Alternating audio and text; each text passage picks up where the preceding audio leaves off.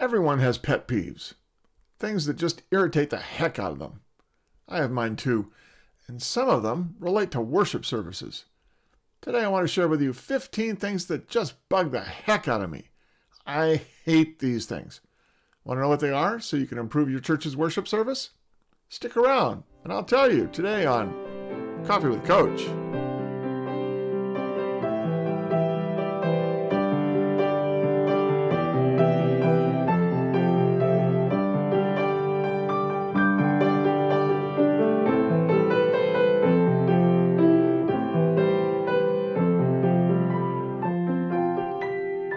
I'm Steve Petty, and I have 3 goals for these videos: to help you become a better church leader, to save you time and money, to help educate, energize, and motivate you to energize and motivate your church.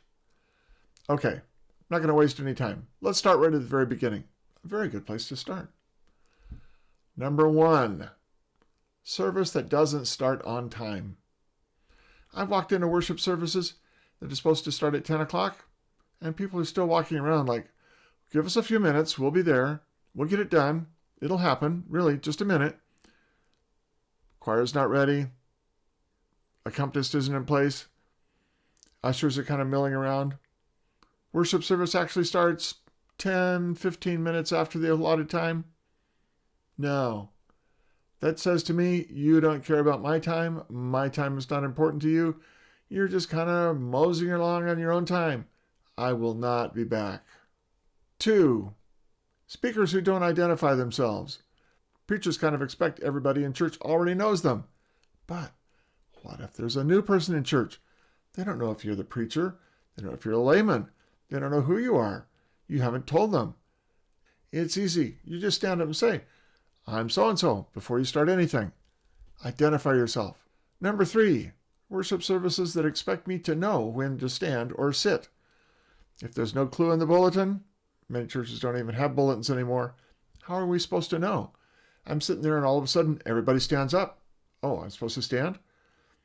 Then all of a sudden everybody sits down. I'm standing alone. I'm like, oh, I'm supposed to sit. You feel like an idiot. Introduce it. Say, would you please stand for the call to worship? Static. People who say, a lot, or while presenting. I was at a professional presentation just last week. A professor from USC, gets up to make a presentation. He's an expert in his field. He's made hundreds of presentations. He says, at least 40 times in the first 10 minutes. I thought, my goodness, this man has no idea what he's trying to tell us.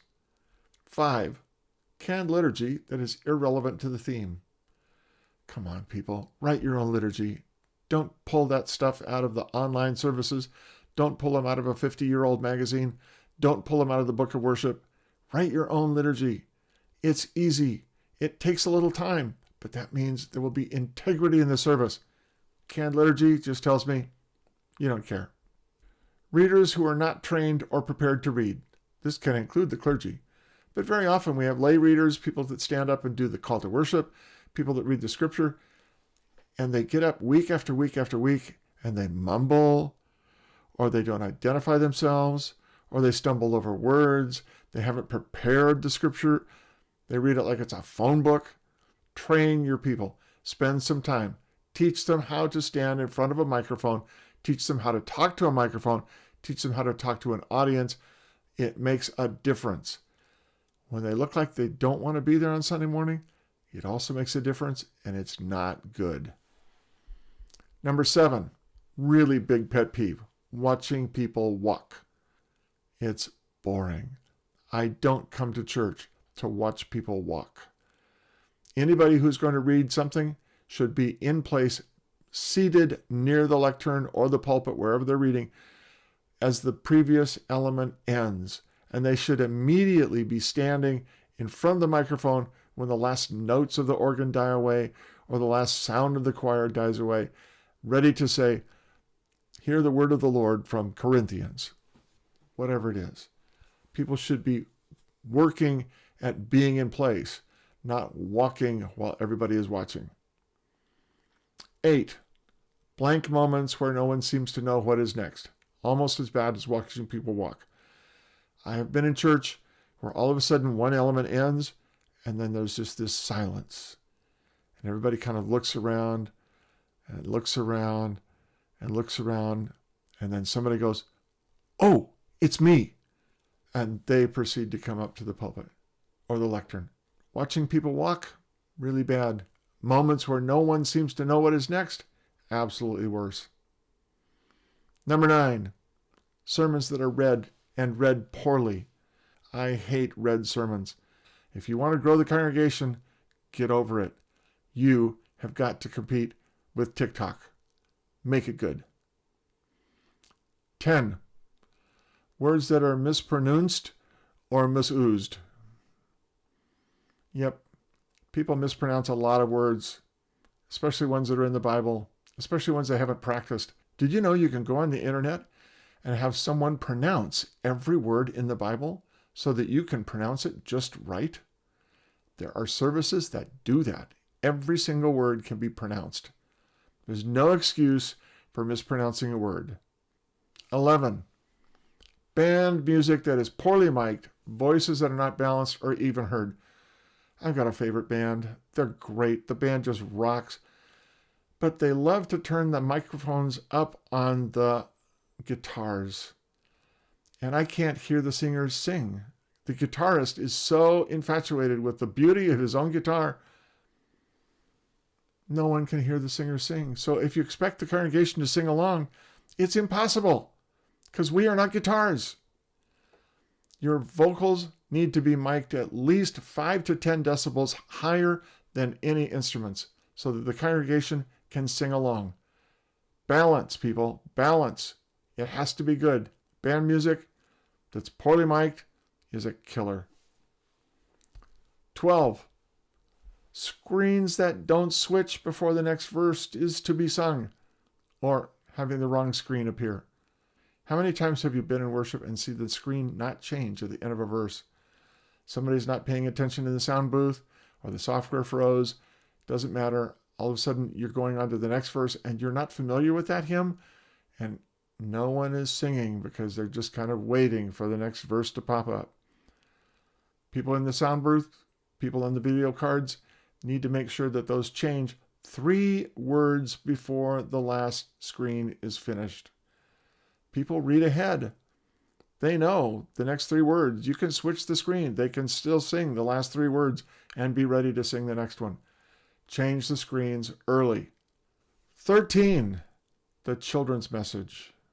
I have been in lots of worship services where there is no children's time. If new families come to your church and they want to sit down with their family in the pews at the beginning of the service, you need to have a children's time. Having no time for children means that you really don't want families with children to join your church. And children's time has to be relevant to children. Too often I have seen adults get up and try to explain theological concepts that they couldn't explain to a 45-year-old, and they're explaining it to children, as if the children cared. It's deadly. Talk to children.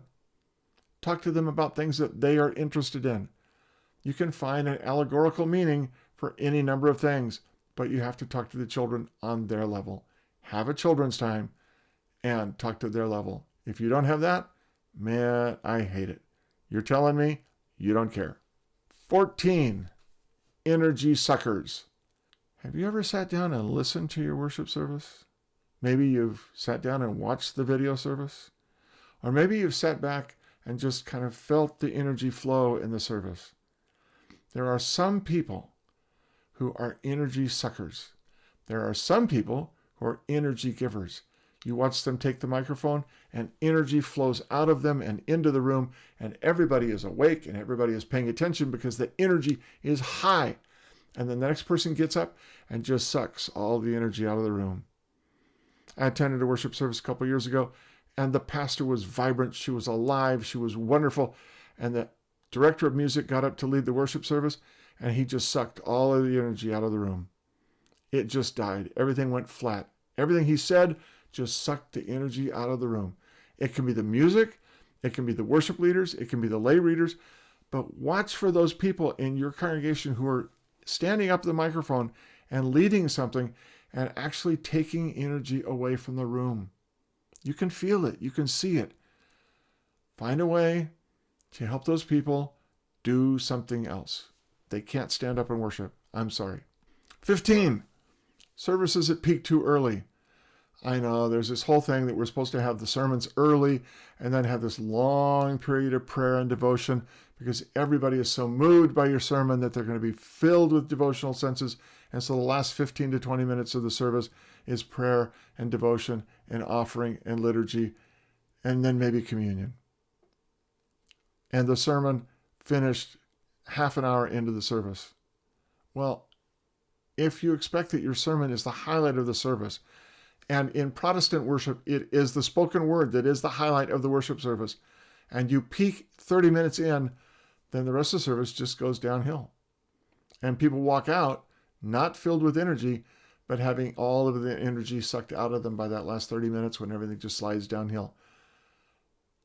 Design your service so that the peak comes within 5 minutes of the end of your time. Build, build, build, build, build, and build more, and finish the sermon and make your point, and people will be filled with that point and walk out filled with that point. Don't let the service peak too early. And 16, thing that bugs the heck out of me, preachers that don't greet people after the service. I don't know why this is a thing now, but some preachers preach and then they go talk to the band or they go talk to the people in the front row. They don't go back into the narthex and shake hands with people on their way out the door. This is your chance to press the flesh just like a politician. But you're going to meet people. You're going to hear them talk about your service. You're going to hear them share that this is their grandchildren that are visiting. They're going to share important things with you. And you need to be there and shake their hands and listen. Walking off and doing other things just because you are done, you are not done. You are not done until the last person leaves the patio. Then go back to your office and get ready to go home. Don't be done when the service is done. Got it? Okay. 16 things. There are churches out there that miss all 16 every week, and they wonder why their attendance is so small. But all of these are easily fixable. They just take a little bit of attention and work. If you fix them all and you eliminate the negative things, then you can begin to build up and do the positive things and make your worship service exciting and moving and send people out with an affirmation and a vision for the future. You can do this. You really can. I believe in you. So if you find these videos helpful, I hope you'll subscribe to my channel. Click the little red button over there. And if you have questions or comments, please consider adding them below or email me at steve@revstevep.com.